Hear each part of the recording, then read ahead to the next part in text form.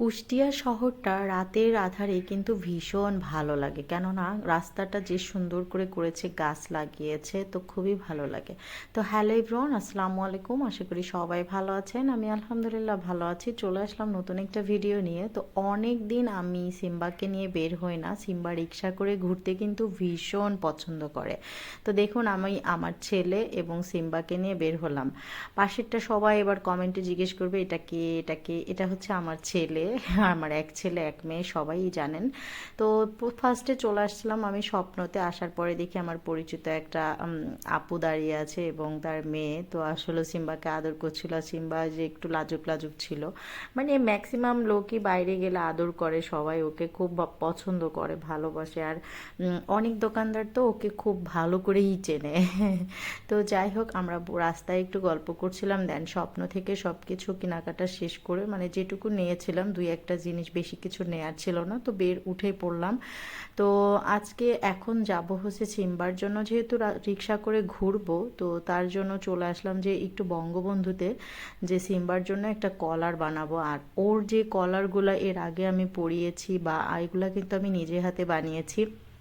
Less দেওয়া বলেন, সম্পূর্ণ ধরনের কলারগুলা কিন্তু আমি নিজে হাতে বানাই এবং সুন্দর করে করে। আর এই ভাইয়াটা তো আমার সিম্বাকে কখনোই দেখে নাই, আজকে নেওয়ার পর সে ভীষণ খুশি হয়েছে।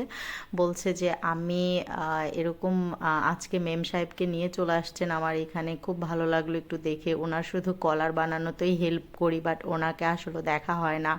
তো আমি ওকে আসলে গরম পড়ে তো অনেক, এই জন্য আরও বের করি না, যেহেতু ওর গায়ে অনেক লোম। আর এই মার্কেটের মধ্যে যে এত পরিমাণ গরম, আমার ছেলে যে ওকে নিয়ে দুষ্টুমি করছিল, আর আমার মনে হচ্ছিল এক মুহূর্ত আর ওরে কিছু কিনবো না, পরে এসে আমি কিনে নিয়ে যাব। ওকে নিয়ে আগে আমি বাহিরে বের হই। অ্যাকচুয়ালি কুষ্টিয়ায় যারা থাকেন, বঙ্গবন্ধু মার্কেটের ভেতরে কিভাবে যে ওনরা জব করে, শুধু ওনরা না, আমি এই অতিরিক্ত গরমের মধ্যে বেশ কয়েকটা জিনিস ফিল করেছি। সেটা হচ্ছে যে আমরা তো মেয়েরা মেয়েরা আমরা কিন্তু ঘরে বসে খুব সুন্দরভাবে কিন্তু আমাদের টাইমটা পাস করি, যাই করি না কেন। রান্না করতে হয়তো একটু কষ্ট হয়, আবার কিন্তু দ্রুত রুমে এসে আমরা এসির মধ্যে থাকি। কিন্তু যারা ছেলেরা বাহিরে কাজ করে, তাদের কি অবস্থা একবার ভাবতে গেলে আসলে খুব কষ্ট হয়। আসলেই ছেলেদের কিন্তু অনেক কষ্ট। তো সিম্বাকে কোলে বসিয়েছি, ছেলে বলছো কিভাবে বসে আছে, দেখতে কেমন লাগছে। তো ও আসলে লোকজন দেখে খুব এনজয় করছিল, কিন্তু আবার ভয়ও পায়। দেখেন মুখ কিভাবে লুকিয়ে নিচ্ছে। আর ওকে তো আমি রাস্তাঘাট যেখানে সেখানে সব সময়ের জন্য প্রচুর পরিমাণে আদর করি, কারণ ওর দেখলেই আমার আদর করতে ইচ্ছা করে।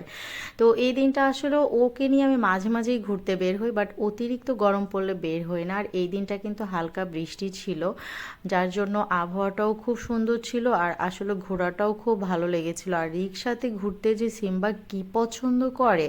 তো এখানে কিছু বাবুরা ছিল, সবাই ওকে হাত ধরে দেখছিল, আদর করছিল, আর আমার ছেলে হালিম খাচ্ছিল, আর আমি এপাশে বসেছিলাম ওকে চেয়ারে রেখে, যে আসলে ও করে কি। তো চুপচাপ বসেছিল, যদিও একবার ও চেয়ার থেকে লাফ দিয়ে চলে যেতে চেয়েছিল, বাট তারপরে আমি আর ধরে ফেলেছি। তো মাশাল্লাহ, ও অনেক অনেক ভালো, যে চুপচাপ বসে সবাইকে দেখছিল, রাস্তার বাহিরের পরিবেশ। এই যে এই ফাঁকাটা দিয়ে সে বের হয়ে যেতে চেয়েছিল। আর আমার ছেলে হাসছিল। ওর অবশ্য, আমরা ঘুরতে বের হয়েছিলাম, মেয়েকে বলছিলাম, ও অবশ্য যায়নি। তো তালটা আমার ছেলে মেয়ে দুটোরই খুবই পছন্দ ছিল। তো মনে হলো যে কিছু তাল নিয়ে যায়। আসলে আরও অনেক তাল নেওয়ার ইচ্ছা হয়, কিন্তু যে কাটতে কাটতে যে এত লেট হয়, মিনিমাম আধা ঘন্টা দাঁড়িয়ে থাকতে হয় 15টা বিচি বের করার জন্য। তো যাই হোক, আসলে তালের সিজনটা, সবাই তাল খাবেন। তালটা কিন্তু অনেক অনেক ভালো একটা জিনিস, উপকারী একটা জিনিস। আর সিম্বা এভাবে করে তাকিয়ে আছে, বাইরের লোকজন দেখছে। আসলে ওর সবাই খুব পছন্দ করে। তো আজকের আমার এই ভিডিওটা কেমন লাগলো, সবাই ভালো লাগলে অবশ্যই লাইক কমেন্ট শেয়ার দিয়ে সাথে থাকবেন। এবং সবাইকে আল্লাহ হাফেজ, টাটা।